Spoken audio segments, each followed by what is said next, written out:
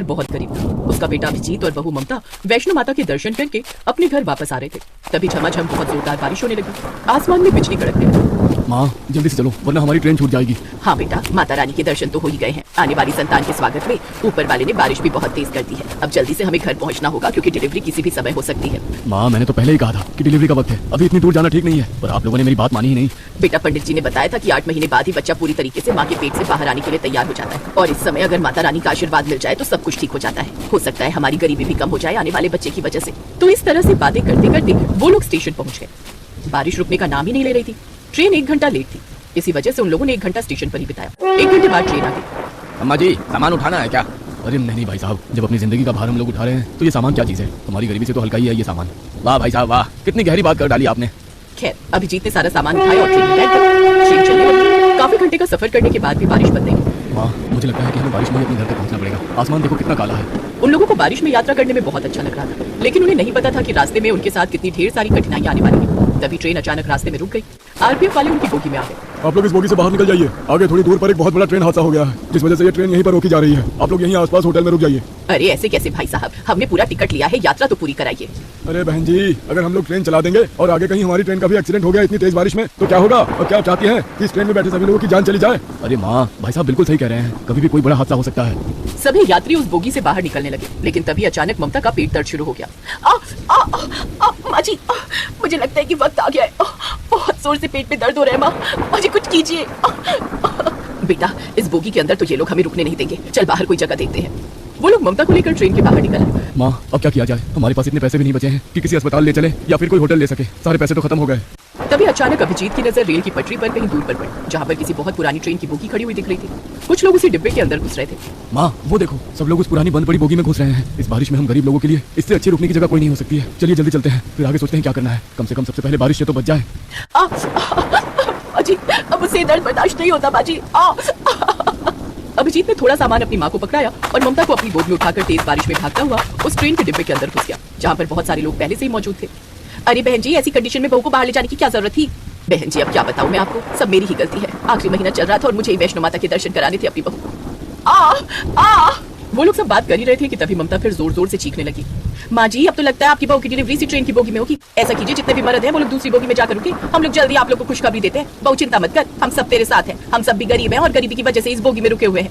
उन लोगों की मदद देखकर अभिजीत और उसकी माँ लीलावती बहुत खुश हुए। अभिजीत और बाकी के आदमी दूसरी बोगी में जाकर ठहर गए। इधर सारी औरतों ने मिलकर ममता की डिलीवरी कर दी। उसका एक बेटा पैदा हुआ इस ट्रेन में। अभिजीत बधाई हो, तू बाप बन गया। अभिजीत दूसरी बोगी में था। ये सुनकर वो बहुत खुश हुआ और उस बोगी में जितने भी आदमी थे वो भी बहुत खुश हुए। क्या बात है भाई साहब, इस बारिश में हम सारे लोग बहुत परेशान थे। आगे किसी ट्रेन का एक्सीडेंट हो गया है जिससे बहुत सारे लोग डरे हुए थे, लेकिन आपने बाप बनकर एक छोटी सी खुशी हम सारे लोगों को दी है। चलिए चलकर देखते हैं। माँ क्या हम लोग उस बोगी में आ सकते हैं? हाँ हाँ बिल्कुल।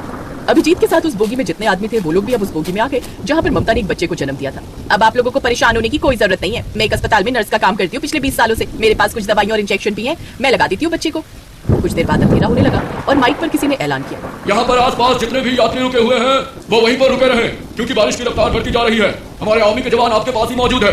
अगर किसी को भी कोई तकलीफ होगी तो वो उन्हें बचा लेंगे। अब जब तक बारिश बंद नहीं हो जाती, आगे का रास्ता क्लियर नहीं हो जाता, आप सब लोग सुरक्षित रहें। आप सभी को खाना मिलता रहेगा सरकार की तरफ से। तो अब रात को उन लोगों ने उस बंद पड़ी पुरानी ट्रेन की बोगी को ही अपना घर बना लिया। जिनके पास जो भी कंबल और चादर थे उनसे उन लोगों ने उस बोगी के अंदर ही बिस्तर बना लिया। 3 दिन बीत गए लेकिन अभी तक बारिश बंद नहीं हुई। ये तो अच्छा हुआ कि सरकार की तरफ से हमें खाना मिल रहा है और हमें मुफ्त में रहने की जगह भी मिल गई। माँ जी, सबसे अच्छी बात तो ये है कि हमें यहाँ पर इतने अच्छे अच्छे लोग मिल गए जिन्होंने हमारी मदद की, वरना इतनी तेज बारिश में बहुत कुछ गलत हो सकता था हमारे साथ। सब माता वैष्णो जी की कृपा है बहन जी। आप अपने होने वाले पोते के लिए ही माता वैष्णो के दरबार गई थी और उसके साथ ही कुछ गलत हो जाता, ऐसा तो हो ही नहीं सकता था। अब वो ट्रेन ही उस गरीब परिवार का घर बन चुका था। वहाँ पर जितने भी लोग थे सब एक परिवार की तरह रहने लगे। बहुत सारे लोगों ने मिलकर एक कठिन समय को भी कितना खुशनुमा बना दिया था। करीब 1 हफ्ते तक वो लोग एक साथ एक परिवार की तरह रहे। जब बारिश बंद हुई तब उनकी ट्रेन एक बार फिर से आगे चलने के लिए तैयार हो गई। 1 हफ्ते में ही हम सब एक परिवार की तरह रहने लगे थे। 1 हफ्ते पहले हम लोग एक दूसरे को जानते भी नहीं थे, पर अब बिछड़ते हुए बहुत बुरा लग रहा है। किसी ने क्या खूब कहा है कि आते जाते खूबसूरत आवारा सड़कों पे कितने अनजान लोग मिल जाते हैं, उनमें से कुछ लोग भूल जाते हैं, कुछ याद रह जाते हैं। जिंदगी के किसी न किसी मोड़ पर एक बार हम लोग फिर कभी मिलेंगे।